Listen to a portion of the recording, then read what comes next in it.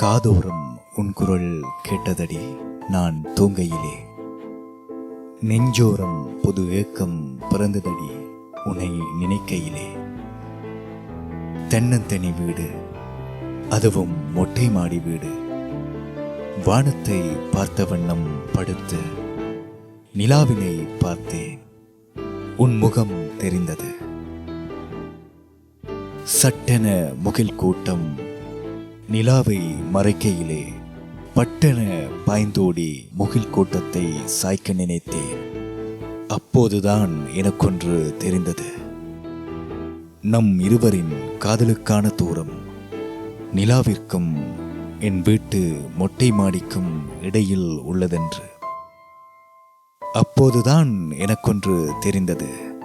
நம் இருவரின் காதலிற்கான தூரம் நிலாவிற்கும் என் வீட்டு மொட்டை மாடிக்கும் இடையில் உள்ளதென்று.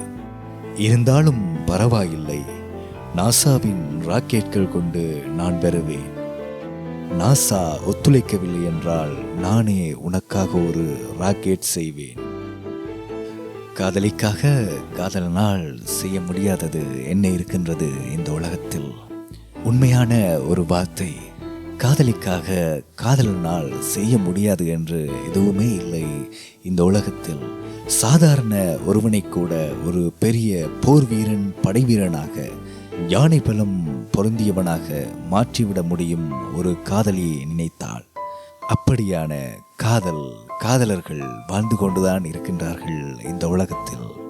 உன்னால் முடியாதது எதுவும் இல்லையடா, நீ செய்து முடிப்பாயடா என்று காதலி தரும் ஒரு உற்சாகமே இந்த உலகத்தில் பல செயல்களை செய்ய வைக்கின்றது, பல சாதனைகளை புரிய வைக்கின்றது, பல சாதனையாளர்களை உருவாக்கின்றது என்பதே உண்மை.